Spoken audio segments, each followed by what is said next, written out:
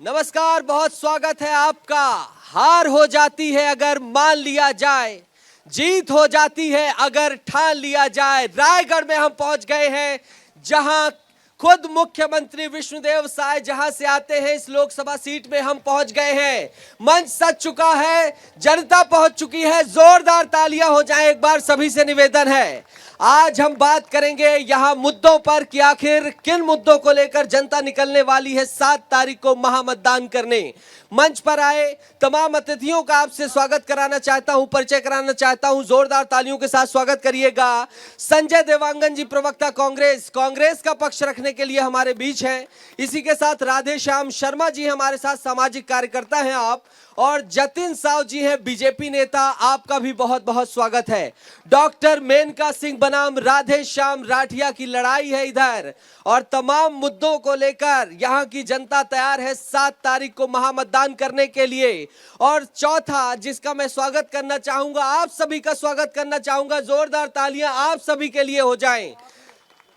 तो डॉक्टर मेनका सिंह बनाम राधे श्याम राठिया की लड़ाई है। महतारी वंदन योजना है, राम मंदिर है, मोदी की गारंटी है, इसी के साथ कांग्रेस की नारी न्याय योजना है। देखना है कि किन मुद्दों को लेकर आप क्या सोचते हैं। सबसे पहले मैं रुख करना चाहूंगा कांग्रेस पार्टी का। सर, यहां से मुख्यमंत्री का ये लोकसभा क्षेत्र है, 4 पंचवर्षीय खुद वो यहां पर रहे, और वित्त मंत्री भी हैं। गृह मंत्री जी कहे बड़ा आदमी बनाऊंगा, बड़ा आदमी दे दिए। भय तो नहीं लग रहा प्रत्याशी को लेकर कि विश्वास है जीत का? सर्वप्रथम तो मैं विस्तार चैनल को बहुत बहुत बधाई दे रहा हूं कि आज आम जनता की बातों को मंच के माध्यम से, आपके चैनल के माध्यम से लोगों तक पहुंचाने का जो कार्य कर रहे हैं। आपने कहा भय की बात, भय तो भाजपा में है, कांग्रेस में नहीं, क्योंकि कांग्रेस लड़ने को तैयार है और इस बार परिवर्तन की लहर है। जनता चाहती है परिवर्तन, इसलिए कांग्रेस के पास नीति भी है, रीति भी है, और जनता के पास जाने के लिए उनके पास मुद्दा भी है। लेकिन भाजपा के पास कहीं मुद्दा नहीं है। एक छोटी सी बात आपको बता दूं, जो 4 बार के यहाँ के सांसद रहे हैं विष्णुदेव साय जी, जिनकी उपलब्धि देखेंगे तो कुछ नहीं है। दूसरी चीज, जो भाजपा ने एक आदिवासी व्यक्ति को छत्तीसगढ़ का मुख्यमंत्री बनाया, और वही छत्तीसगढ़ का व्यक्ति छत्तीसगढ़ की संस्कृति को जीवित रखने में पीछे रह जा रहे हैं। आप देखेंगे 1 मई को मजदूर दिवस बोरेबासी के रूप में कांग्रेस की जब सरकार थी, तो छत्तीसगढ़ की लोक कला, संस्कृति और खेल को बढ़ाने के लिए कांग्रेस ने जो योजना लाई थी, जितने नीति लाए थे, और यहाँ के 30 त्यौहार को आज वर्तमान के बच्चों को सिखाने का काम किया था, ये भाजपा भूल रही है। और छत्तीसगढ़ गए तो थे, खुद मुख्यमंत्री गए थे, मजदूरों का सम्मान किया था, श्रमिक दिवस मनाया था, कम था क्या वो? जी, आपने बहुत अच्छा बात कहा, लेकिन मेरे प्रश्न दूसरी है और आपको नहीं लगता कि संस्कृत के नाम पर जो आप काउंटर करना चाह रहे हैं उसका उन्होंने डिफेंस पहले ही कर दिया? सुन लीजिए, माननीय भूपेश बघेल जी जो पूर्व मुख्यमंत्री छत्तीसगढ़ के थे, उन्होंने आज भी बोरेबासी त्योहार को मनाया। लेकिन मुझे एक चीज बतलाइए, फिर क्या लगता है आपको, फिर क्यों आपकी इतनी प्रचंड सरकार ध्वस्त हो गई, गिर गई? ऐसा क्या हो गया अगर सब कुछ आप कर रहे थे तो? छत्तीसगढ़ में आज फिर भी देखेंगे कांग्रेस की वोट ऑफ परसेंटेज बहुत बेहतर है। कांग्रेस नहीं हारी है, और छत्तीसगढ़ की जनता कांग्रेस को कहीं धोखा नहीं दी है। आप देख लीजिए, अगर हम कहीं दगा खाए हैं तो अपनों से खाए हैं। जो भाजपाई जो कांग्रेस के अंदर थे, जो कांग्रेस को खोखला किए, जिसके चलते कांग्रेस हारी है, छत्तीसगढ़ की जनता कांग्रेस। बहुत देर तो नहीं हो गई, बहुत देर तो नहीं हो गई पता करने में कि कौन थे घुसे थे? देखिए, ये तो भाजपा को आने वाले समय में पता चलेगा। जो आज जो वॉशिंग मशीन लेकर के भाजपा बैठी है, और जितने भ्रष्टाचारियों को अपने पार्टी मिले। ठीक है, ठीक है, ठीक है, ठीक है, आगे चलूंगा। भारतीय जनता पार्टी के यहाँ प्रतिनिधि आए हैं, ये कह रहे हैं कि जो कांग्रेस पार्टी से जा रहे हैं वो आपके घुसपैठिए थे, तमाम चीजें इन्होंने कह दी, और कह दिया कि कुछ नहीं हुआ, 20 साल में जीतने नहीं वाले आप। नहीं, ऐसा कुछ नहीं है। हम आराम से यह सीट जीतने वाले हैं, और सीट जीतने का हमारे पास 3 कारण है। एक तो है मोदी जी की गारंटी, और दूसरा विष्णु का सुशासन, और उसके बाद हमारा प्रत्याशी। इतना प्रत्याशी सहज, सरल और मृदुभाषी, आप भी अगर उनसे मिलेंगे तो आप उनके दीवाने हो जाएंगे। हमारे पास तीनों। मेनका जी आपको सहज, सरल, मृदुभाषी नहीं लगती हैं? हम उनको नहीं देख पाए हैं, ना यहाँ की जनता भी नहीं देख पा रही है। जबकि राधेश्याम राठिया जी का, भारतीय जनता पार्टी के प्रत्याशी के संग कार्यकर्ता का आप दौरा देख लीजिए, लोगों के बीच में जिस प्रकार से जा रही है, तो कहीं भी कांग्रेस पार्टी नहीं दिख पा रही है, न उनके प्रत्याशी दिख। दबाव उबाव बना के आप उनके कार्यकर्ता ला रहे हैं, वो कह रहे हैं छल बल का उपयोग हो रहा है। नहीं, छल बल का बात ही नहीं, यहाँ प्रेम की बात है। जो प्रेम हमसे करता है वो हमारे साथ आ रहा है। प्रेम करता है वो हमारे साथ आ रहा है, जनता हमारे बीच है। भाई किसके दावे सही हैं, किसके दावे सही हैं, बीजेपी या कांग्रेस?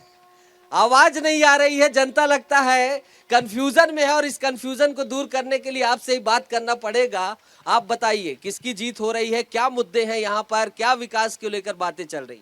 देखिए यहाँ जो सड़कें हैं, सड़कें ठीक नहीं हैं और बहुत सारी चीज़ें हैं जो ठीक नहीं है। पर्यावरण प्रदूषण है, दुर्घटना में रायगढ़ सबसे अव्वल नंबर पे छत्तीसगढ़ में देखा जाए तो। और अभी हाल ही में जो पूर्व विधायक थे, उनके भाई बीजेपी ज्वाइन किए, तो ऐसी क्या मजबूरी थी कांग्रेस की कि उनके जो पूर्व विधायक हैं, उनके छोटे भाई बीजेपी में शामिल होते हैं। बीजेपी की ऐसी क्या मजबूरी थी कि उनको लेना पड़ गया उनके छोटे भाई को? क्या बीजेपी यहाँ कमज़ोर है? क्या लगता है, ये पूछना चाहूँगा मैं इनसे, क्या मजबूरी थी जो विधायक के छोटे भाई को ठीक है, इसका जवाब ले लेते हैं। क्या मजबूरी थी, आपको लेना पड़ा, जनता आपसे जवाब मांगे? मजबूरी कोई नहीं है इसमें। ऐसा है, मैं शुरू में ही बोला कि जिनसे बीजेपी को प्रेम है वो प्रेम के साथ में आ रहे हैं। बहुत से आप राष्ट्रीय स्तर पर देखें चाहे राज्य स्तर पर देखें, कांग्रेस पार्टी के तो बहुत से ऐसे नेता इसलिए आ गए कि जो राम मंदिर का न्योता था, कांग्रेस पार्टी ने न्योता ठुकरा दिया, इससे भी नाराज होकर के बहुत सारे बीजेपी। एक बात पूछूं, डराएंगे तो नहीं ना आप, खुल के ये लोग बात करेंगे? नहीं, कोई डर की बात नहीं है। भारतीय जनता पार्टी में कोई डर वाली बात नहीं है। ये विष्णुदेव साय। ठीक है, जोरदार तालियां हो जाए। और सबसे बड़ी बात, आप खुल के भाग लीजिए, बोलिए अपने मन की जो बात है, जो तमाम चीजें आप रखिए। क्या मुद्दों को आप देखते हैं, क्या सारी चीजों को लेकर देखते हैं? पहली बात, भारतीय जनता पार्टी की जो सरकार है वो लोगों के मूलभूत सुविधाओं से बिल्कुल दूर है। आज मैं जतिन भैया, हमारे भारतीय जनता पार्टी के प्रवक्ता जी जो उपस्थित हैं, उनसे मैं पूछना चाहूँगा कि उनके स्वयं के वार्ड में, स्वयं के पंचायत में, स्वयं के तमनार ब्लॉक में गोमती साय जी द्वारा 5 साल के कार्यकाल में, चाहे 20 साल के विष्णुदेव सांसद जो अपने मुख्यमंत्री हैं वर्तमान में, उनके कार्यकाल में अभी क्या हुआ है। दूसरा सवाल ये करना चाहूँगा कि जितने भी बड़े जो नेता हैं बीजेपी प्रवेश जो कर रहे हैं हमारे कांग्रेस के, उनको तरह तरह के हथकंडों से सीबीआई, ईडी इधर उधर कर करके उन लोग को जो है ब्लैकमेलिंग किया जा रहा है। आदमी मरता क्या नहीं करता। ठीक है, इनका आरोप है कि ब्लैकमेलिंग करता। मैं जवाब लूंगा, आप क्या कहना चाहेंगे? किसकी यहाँ पे सरकार बन रही है, क्या ऐसी बातें हैं जिसको लेकर मतदाता निकलने वाला है? मैं तो मीडिया से हूँ, तो मैं आपकी तरफ हूँ, लेकिन मैं ये कहना चाहूँगा कि भाजपा हो चाहे कांग्रेसी हो, जो भी प्रत्याशी जीतता है वो 5 साल किसी को दिखाई नहीं देता। ये बड़ा दुखद विषय है, और हम मीडिया के साथी सभी इस बात से बड़े दुखी रहते हैं कि रायगढ़, जो मेरे साथी ने कहा कि प्रदूषण से वास्तव में त्रस्त है। मैं आज एक बात कहना चाहता हूँ, जो भी व्यक्ति यदि प्रदूषण से मुक्ति रायगढ़ को दिला देगा, उसको और कुछ करने की जरूरत नहीं है, वो जीत जाएगा। तो प्रदूषण के मुक्ति 20 साल में नहीं दिला पाए बीजेपी में? दोनों पार्टी नहीं दिला पाई, हाँ, हम लोग परेशान हैं। ठीक है, इनका प्रदूषण है, इस पर भी जवाब लेंगे। आप में से कोई यहाँ महतारी वंदन योजना की राशि आ रही है आप लोगों के खाते में? भागिए नहीं, इधर आइए, आप बात करिए। आप में से कोई अगर बातचीत करना चाहे, बेधड़क अपनी बात रख सकता है। सभी अपनी बात रख रहे हैं, युवा, सभी जो तबके के लोग हैं, आप अपनी बात रखिए। और क्या मुद्दे हैं उनको लेकर बात रखेंगे। बताइए क्या देखते हैं आप, यहाँ के चुनाव को कैसे देखते हैं? देखिए, दोनों ही पार्टी के लोग आडंबर भरे बात करते हैं, और बीजेपी के जो प्रत्याशी हैं राधेश्याम राठिया जी और मेनका सिंह जी, दोनों की व्यक्तिगत प्रतिभा, क्षमता और योग्यता क्या है, किस बल पे हम लोग या किस विश्वास, योग्यता है तभी तो वो खड़े हैं। संविधान में, विधान में जो योग्यता बनाई गई है उसी में न खड़े हैं। ठीक है सर, लेकिन पिछले 20 साल से यहाँ पे बीजेपी का सांसद चयन हो गया है, क्या विकास हो गया है रायगढ़ से? तो फिर ऐसी क्या वजह लगती कि 20 साल से जनता यहाँ चूज करती जाए? बात अलग है, बाकी विश्वास के नाम पे तो किसी प्रकार का कोई नहीं हुआ है। ये आपके हमारे जो बड़े बुजुर्ग पत्रकार महोदय जी हैं, वो स्वयं तो अभी ये सब बातों का उल्लंघन किए। भाई ये बात अपनी सही कह रहे हैं, हाँ या ना में जवाब दीजिएगा। ये सही कह रहे हैं क्या? सही कह रहे हैं? आवाज नहीं आ रही है। सही कह रहे हैं क्या? थोड़ा सही कह रहे हैं क्या? आवाज नहीं आ रही। सही कह रहे हैं क्या? तक आप आवाज नहीं दोगे मैं हिलने वाला नहीं हूं। सही कह रहे हैं क्या? सही कह रहे हैं क्या? ठीक है, चलिए इनसे जवाब ले लेते हैं। सर, प्रदूषण का इतना बड़ा मुद्दा ये लोग कह रहे हैं, क्यों मुक्ति नहीं मिल पा रही है? इतना हाईएस्ट रेवेन्यू स्टेट है, तमाम चीजें हैं। नहीं, उनकी बात को तो मैं भी स्वीकार करता हूं कि औद्योगिक जिला है और यहाँ प्रदूषण की समस्या है।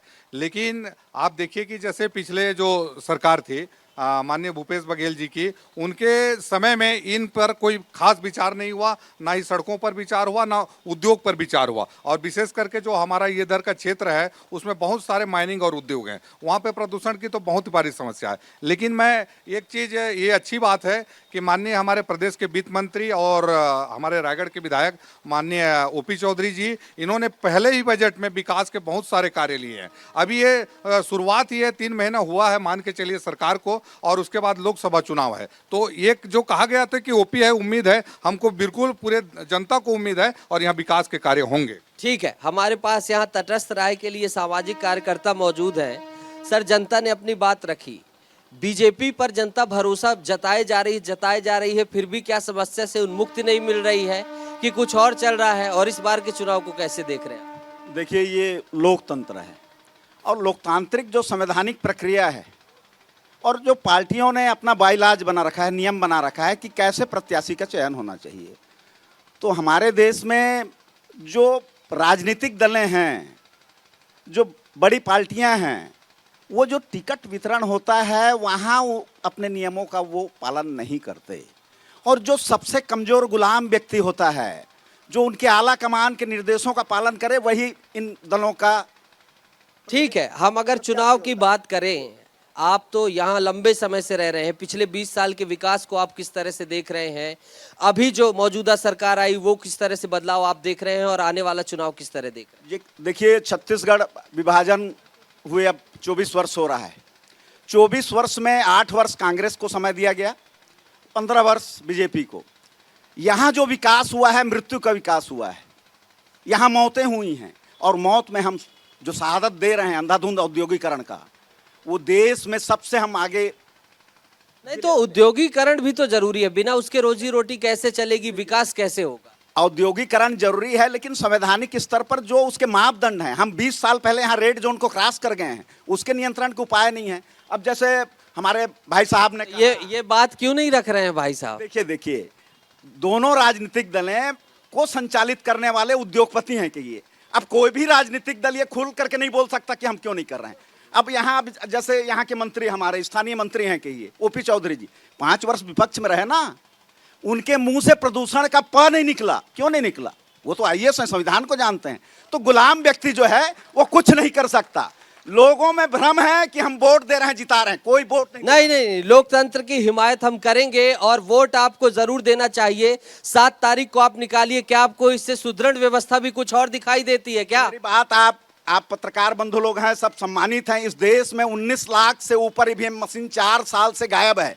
तो क्या आप यहाँ चुनाव आयोग जिंदा है ये तमाम चीजें आरोप लगा देने से सर नहीं होती है। सिद्ध करने के लिए क्या चीज है, आप मुझे बताइए। आप गए क्या निर्वाचन आयोग के पास, अगर आपके पास पुख्ता सबूत है?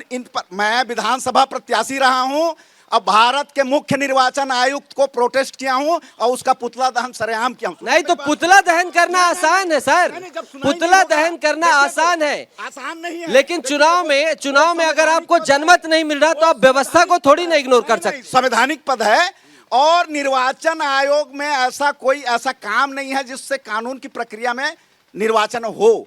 तो इस देश में, लेकिन आपको क्या जनता के ऊपर भरोसा नहीं है कि जनता मत प्रणाली नहीं दे रही है, जनता के मत नहीं मिल रहे हैं, जनता पे आपको विश्वास है क्या? अभी सिर्फ मशीनी युग है, ईवीएम ही डिक्लेयर करेगा कि किसको पेटी कांट। चलिए, ईवीएम जब नहीं थी तब क्या होता था? जब ईवीएम नहीं थी तब क्या होता था? तब क्या व्यवस्थाएं सुदृढ़ थी? तब आपको लोकतंत्र में विश्वास था, जंगल राज में विश्वास था, जब पेटियां की पेटियां उठा ली जाती थी? देखिए, दोनों ही समय स्थिति वैसी है। 76 वर्षों में देश में लोकतांत्रिक प्रक्रिया कभी बहाली नहीं हुई। और देश में जो प्रधानमंत्री राष्ट्रपति बनते हैं, जिस संविधान की शपथ लेते हैं। चलिए, आप कह रहे हैं कि लोकतांत्रिक प्रक्रिया बहाली नहीं हुई। कोरबा समाज से आने वाली सबसे महिला जो हैं उन्हें देश के सबसे सर्वोच्च शिखर में बैठाया गया।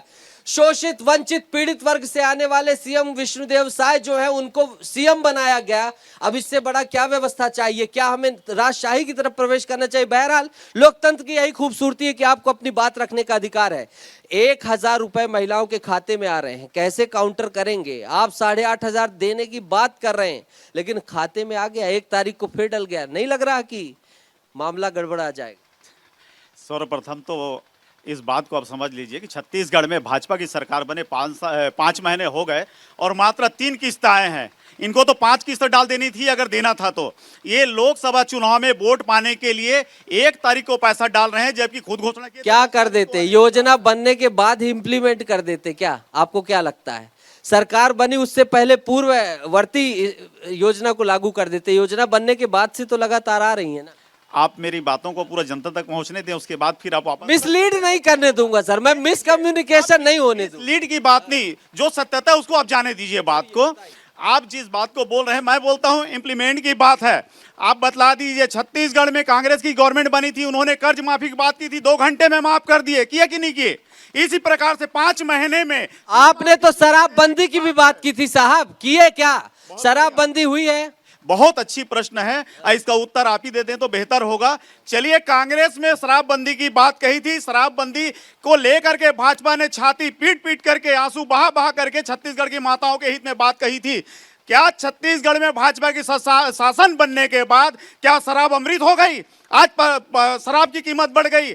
आज आपके चखने के दुकान खुल जा रहे हैं। माताओं को 1,000 रुपए दे करके 20 किलो चावल काट दिए जा रहे हैं और उसके समझ जाएगी जनता जो आप कह रहे हैं। इस बार लग रहा है कि समझा देंगे आप लोग, सफल हो गए हैं। इस बार कांग्रेस को जनता को समझाने की आवश्यकता नहीं, आप खुद जनता से प्रश्न लेने का। चलिए, मैं लेने आ रहा हूं। बताइए कौन अपनी बात रखेगा? इन मुद्दों को लेकर बातचीत चल रही है। मिसलीड नहीं करेंगे और मिस इन्फॉर्म नहीं करेंगे। आपका अपना चैनल विस्तार न्यूज है, आप खुलकर अपनी बात रख सकते हैं। शिक्षा, स्वास्थ्य, रोजगार, जो तमाम मुद्दे यहाँ पर चल रहे हैं उनको लेकर आप बात रख सकते हैं। सबसे पहले मैं आज सत्यनारायण बाबा धाम की नगरी, सेठ किरोड़ीमल जी की नगरी, केलो संस्कारधानी नगरी, औद्योगिक नगरी, आप सबका विस्तार न्यूज़ का बहुत बहुत धन्यवाद, जो आप जनता की बात को आज सुनने के लिए आप इतना बड़ा प्रोग्राम आयोजित किए। कुछ देर पहले बीजेपी कांग्रेस वाले कोई साथ में नहीं थे, एक एक दो दो कार्यकर्ता आए हुए हैं, बाकी जो मेन लीडर लोग हैं कोई नहीं आए हुए हैं। तो सबसे पहले मैं बता दूं कि बीजेपी हो या कांग्रेस हो, ये मुंगेरी लाल के सपने दिखा करके ये मैनिफेस्टो बना करके आते हैं। आज से 30 साल या 40 साल पहले भी जाएंगे तो उस मैनिफेस्टो में आज भी रेल टर्मिनल की बात होगी, चाहे विमान की बात होगी। हमारे यहाँ जो रेलवे के जो अच्छा, एक चीज बताइए। चलिए, मैं मान गया मुंगेरी लाल के सपने दिखाते हैं।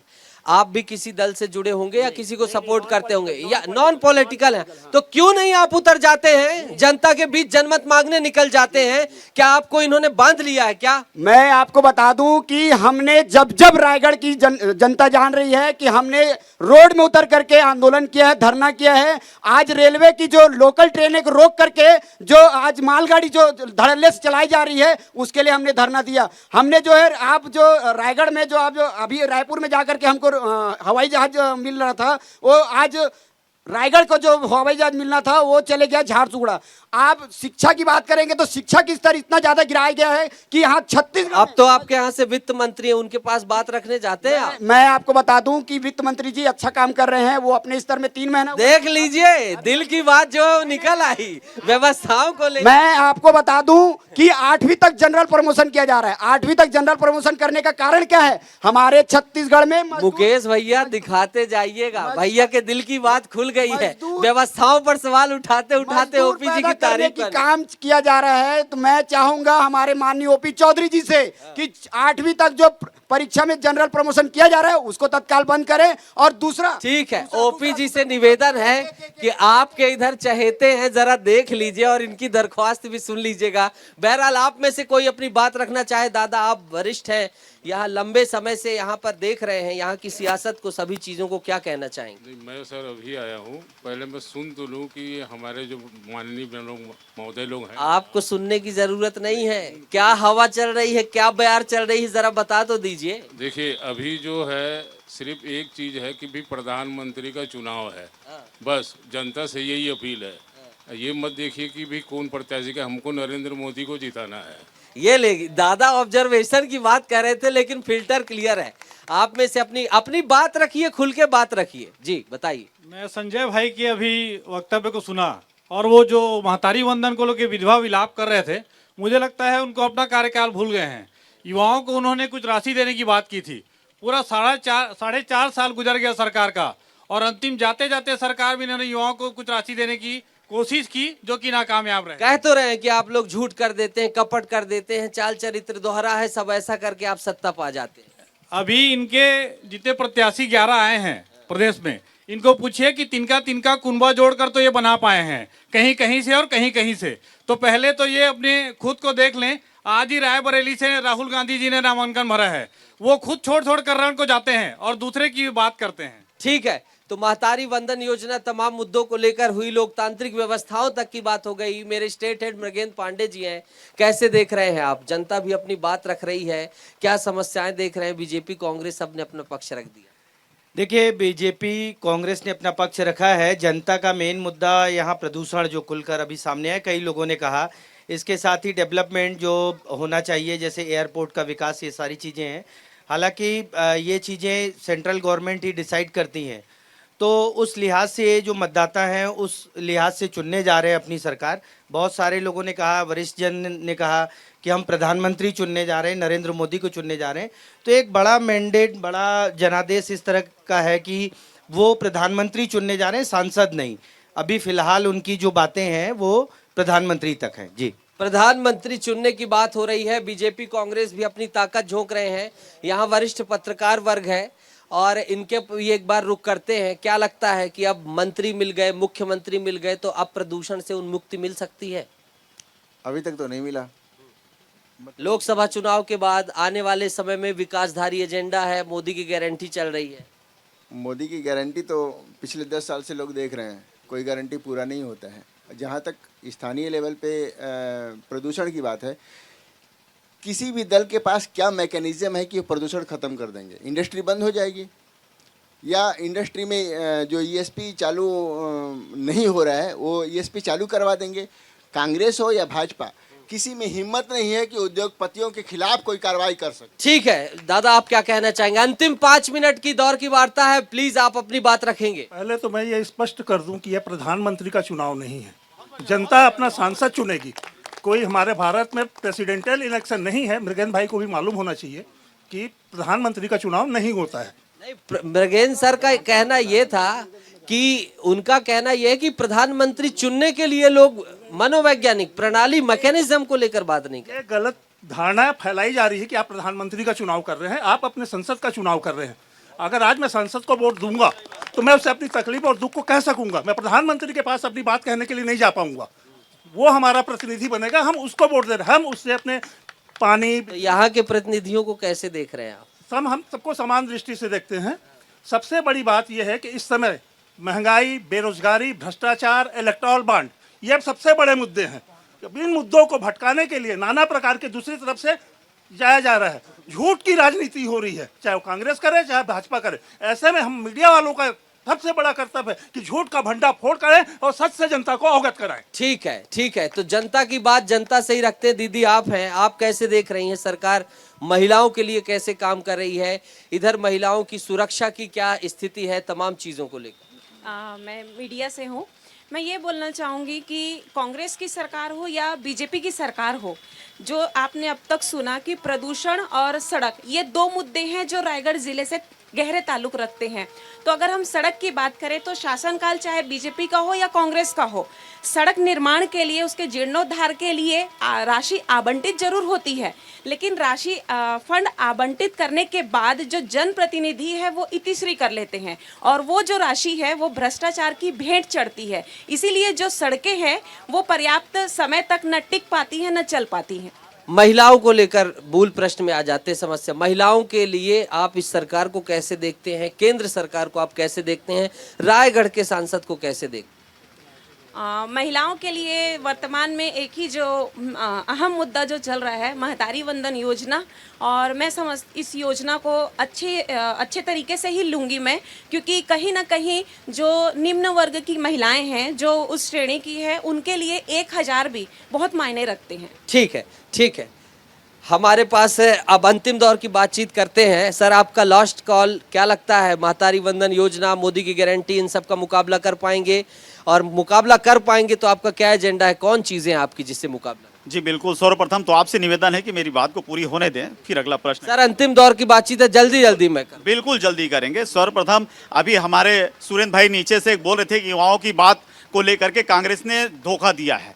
तो कांग्रेस ने उनको जो राशि देनी थी वो शुरू की थी और सरकार चली गई इसलिए बंद। तो मैं बतला देता हूँ, स्वेच्छानुदान, भाजपा में स्वेच्छानुदान को लेकर के ओपी चौधरी जी ने जो आम जनता के लिए, युवाओं के लिए किया था और बांटे भाजपा के कार्यकर्ताओं को, जिसकी सूची बनी हुई है यहाँ पर, आप सूची देख सकते हैं, जो आम स्टूडेंटों के लिए था उसको बांटा गया है। दूसरी चीज, स्वेच्छानुदान मुख्यमंत्री का होता है, क्या छत्तीसगढ़ के अन्य विधानसभा के युवा उसके हकदार नहीं हैं जो मात्र रायगढ़ के लिए दे रहे हैं वित्त मंत्री जी?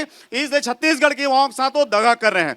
दो चीजें और बता दूं प्रधानमंत्री जी की बात को लेकर के, उत्तर गुजरात में आप क्या सागा करेंगे, जरा वो बता दीजिए ना सर। बातें बहुत सारी करने को, ठोस बात रायगढ़ को लेकर। देखिए, आप बातों को रखने नहीं देंगे, जनता तक जाने नहीं। अरे सर, इतनी बात रखने दे रहा हूँ, समय की एक सीमा होती है। बताइए, आपकी क्या? आरोप लगाना सर आसान होता है, आरोप लगाना आसान होता है सर।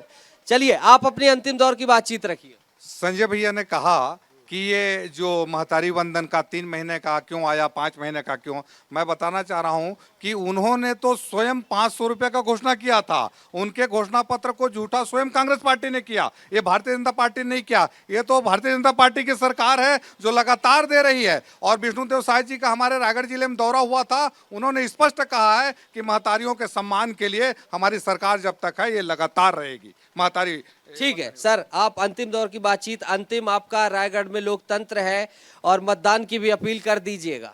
मैं लोकतंत्र नहीं है ये मानता हूँ, मेरी बात सुन लीजिए। नहीं नहीं नहीं नहीं नहीं नहीं, नहीं सर, ये इस स्टेटमेंट से सहमत मैं नहीं हूँ।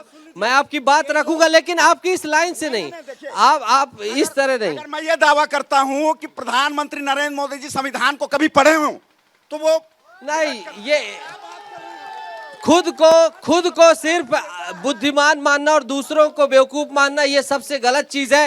एक बार अगर आपने अभी तक के मुद्दों को समझ लिया हो तो आपसे लास्ट कॉल चाहूंगा, बीजेपी या कांग्रेस में किसकी होगी जीत, या कुछ अन्य, या कोई तीसरा ही दल आप सोच रहे हैं? लगता है जोश आ गया आप में। बीजेपी या कांग्रेस में किसकी होगी जीत? किसकी होगी जीत?